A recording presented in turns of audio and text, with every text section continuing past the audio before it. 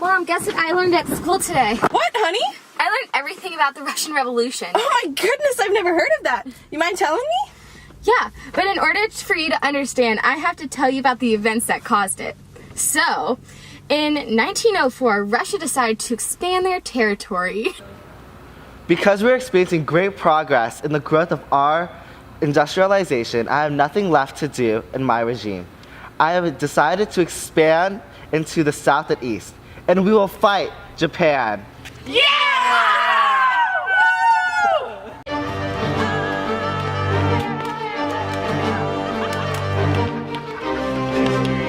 Guys, did you hear? We lost and begged for peace from Japan. How terrible. An Asian state is superior to European powers' military. What? Oh my god. Off with their heads! During this time, there was growing discontent that led to Bloody Sunday and the Revolution of 1905. Maybe if we show him our petition, he'll understand. Yeah! We wanted to show you our petition. We really feel that it would, like... So foolish.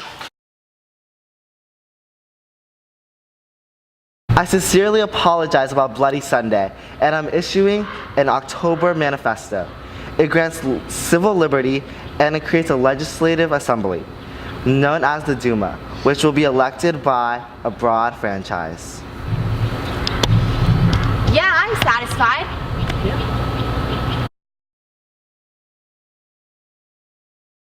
I know. We really have to think about this because it's getting a I'm taking away your power! Why? This war and revolution was only one cause in the long run. Another long-term cause was the restriction of minorities. For example, the Jews in Russia were not treated well and often faced pogroms in which millions of Jews were massacred. Also, during Tsar Alexander II's rule in 1816, he abolished serfs and serfdom, leading to an unhappy and starved peasantry that carried over into the 1900s. In the short term, Nicholas's autocracy and his reliance on the army and bureaucracy led to major problems in World War I. Speaking of World War I, Russia's problems caused from Nicholas II and his autocracy were magnified, leading to the Russian Revolution. That's great, honey. Yeah, I mean, it really all started in World War I. So we all agree we're all allies? Yes, we will be on each other's side during this world war. We shall call ourselves the Triple Entente. Wait, guys, can I join? World War I was very burdensome for Russia, even with allies. The Tsarist government and military was unprepared for war, and the discontent worsened. I don't know what to do. We're facing difficult times. Well, Your Highness, Tsar Nicholas II, if you let me share some ideas... Rasputin, the holy man, how's my son? Tsarina Alexandra, your son is well, but I can keep healing him, but only at a cost. And what might that be? Well, you could let me help you and interfere with government affairs. We're done with your influence, Rasputin. We're here to execute you. The discontent kept growing even after Rasputin's death, which led to the March Revolution in 1917. Peace and bread! Down with the autocracy! Peace and bread! Down with autocracy! Peace and bread! We need to take control. The Duma establishes as a provisional government. Yeah. Wait, my people, listen to me. I am Vladimir Lenin. I declare myself as the new leader of the Bolsheviks, a group under the Soviets. Listen to me. I have created my April theses based on my Marxist beliefs. With radical movements from my plans, we can destroy the capitalist system and overthrow the provisional government. Woo! But it wasn't as easy as Lenin thought it would be. I wasn't trying to overthrow the provisional government. You're being accused of overthrowing the government. You shall be exiled to Finland. It all went wrong when power was almost seized by General Kornilov, but luckily the general didn't even reach the city because the prime minister of the provisional government, Alexander Kerensky, released the Bolsheviks. I know I put you guys in here as prisoners, but General Kornilov is on his way to attack, and I need you guys to fight.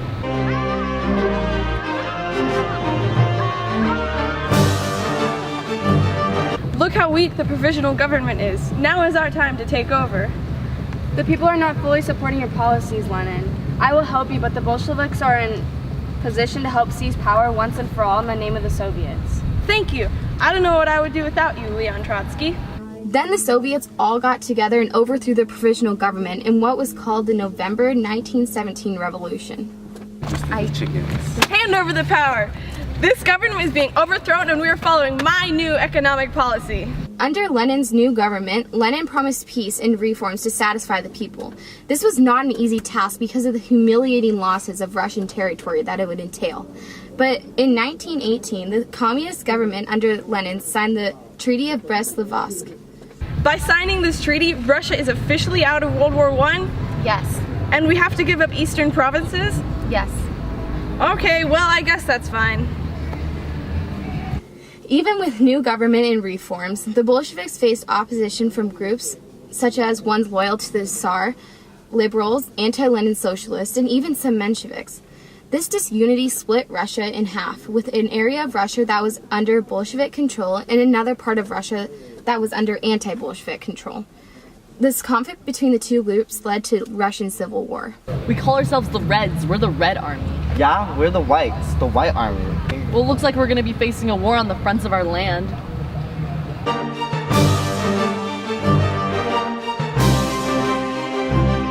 Thanks to Travolsky's great leadership and our well-disciplined and formidable fighting force has defeated the Whites. Now Russia is under communist control.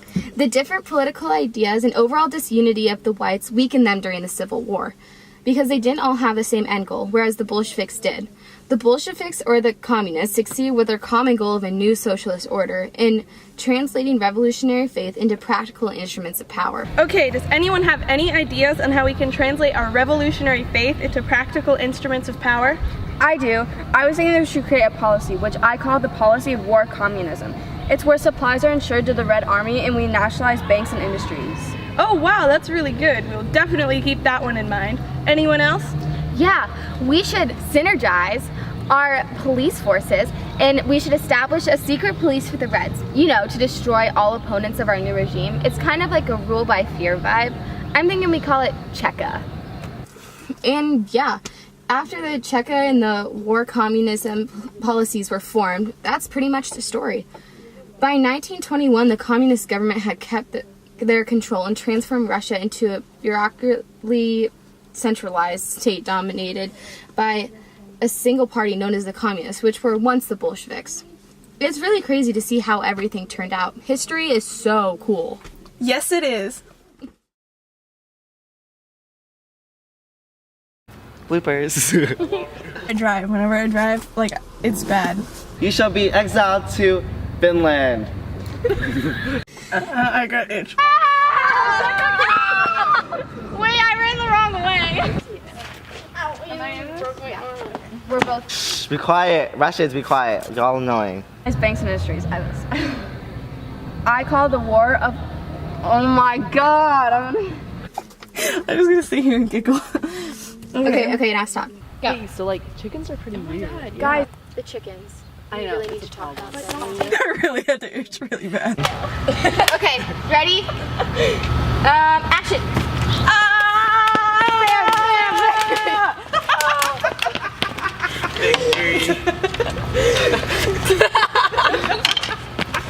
Yeah, we did it! Isabella! In the growth of our... Okay, I can't do it. We should synergize. In the frame. Oh, shoot. Now I'm gonna pretend to drive. Okay, is it funny? Okay, it's